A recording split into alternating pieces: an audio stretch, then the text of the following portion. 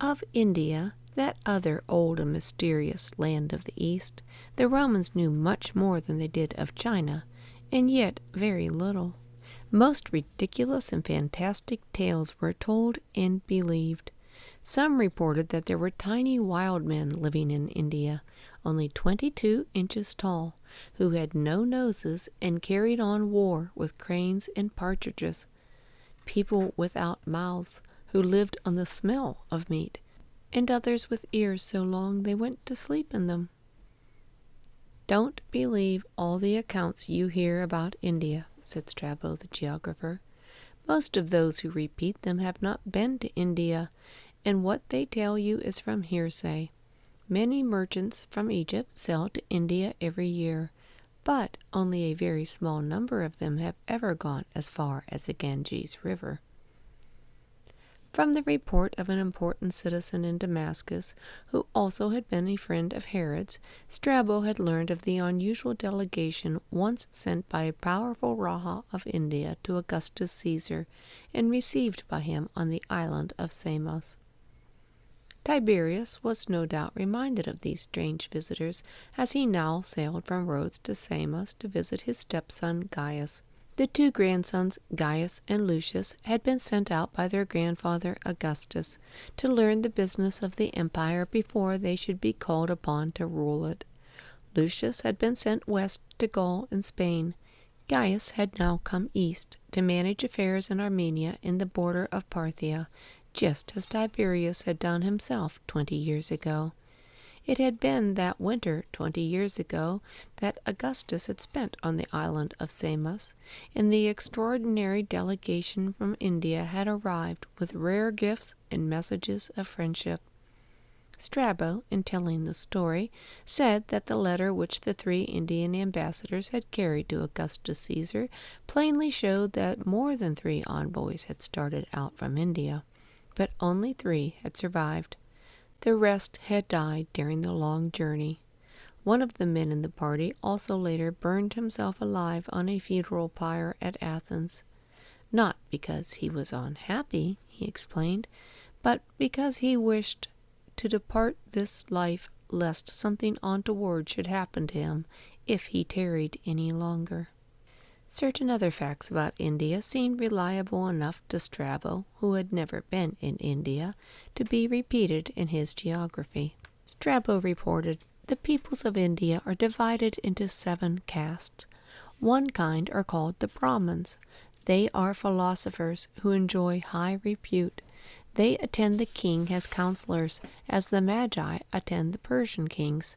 They tarry in a grove in front of the city, lying on mattresses of straw and skins, abstaining from animal food, and hearkening only to earnest words, and talking also with anyone who wishes to hear earnest words.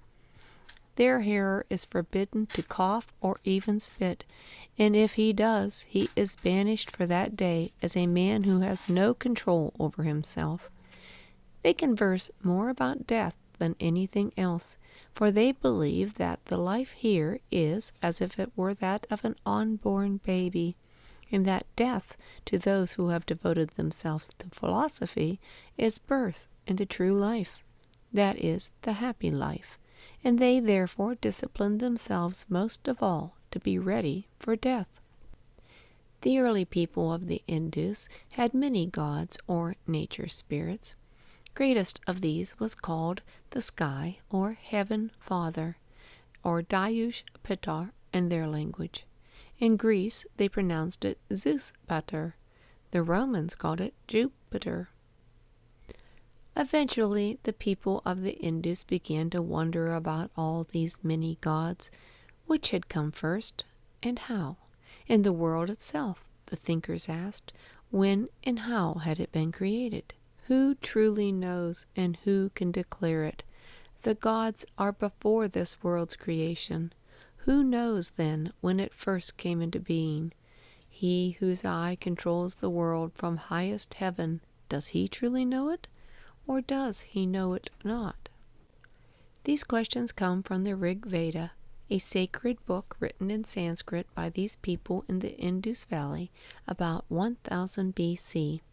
It is the first and oldest sacred written book, or Bible, used in the world today.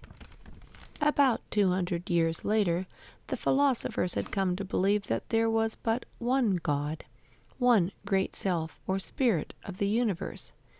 Their name for that self or spirit was not Aton or Yahweh or Ahura Mazda, but Brahma.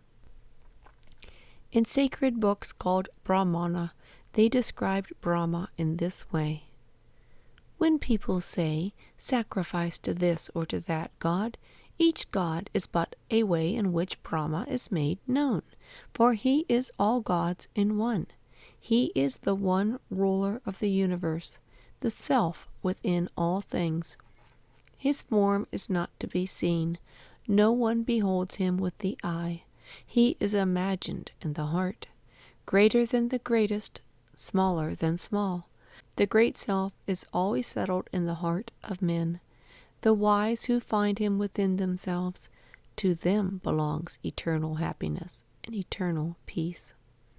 After centuries in the valley of the Indus, it became too crowded, and the Hindus, as they were to be called, were obliged to move south into the hotter, moister valley of the Ganges. There they found themselves among natives who worshipped strange animal-headed gods and hideous demons of the jungle. Fearful that their religion might be contaminated, the Brahmins or priests drew a barrier of caste to keep the two races apart. And in time, this ugly caste system, which had failed to accomplish its first purpose, was then used to divide the Hindus. Unscrupulous priests invented a myth about how people had been created, to prove that the caste system, of which they were the top, was a sacred division. From the mouth of Brahma, they said, had sprung the highest caste, the Brahmins or priests, who spoke with understanding. From the chest of Brahma had come the strong and brave, the caste of Rajas and soldiers. From his thighs had come the third caste, the active farmers and tradesmen, and from his feet the lowly serf. To hold their power, they loaded down their religion with endless laws and petty rites and regulations till there was no spirit left. Such a heartless formal religion had failed to satisfy the philosophers, and the hot, steamy climate of the Ganges also sapped their energy. How could one be in this world and be happy, they began to ask. There was no way to do it. Life itself was a burden from which there was only one escape. Death alone would set them free. They must be born again and again until they purified their souls. Only then, after death, might they be united with Brahma. Lost in the great self of the universe, as a drop of water is lost in the sea, they would at last find peace. To achieve this, to set the soul free from the body, they believed that they must control all evil feelings that came from the senses: anger, greed, ambition, pride, hate, even hunger and thirst.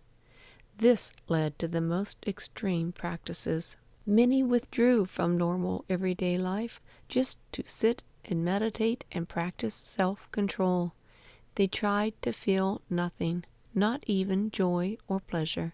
Some starved and tortured their bodies.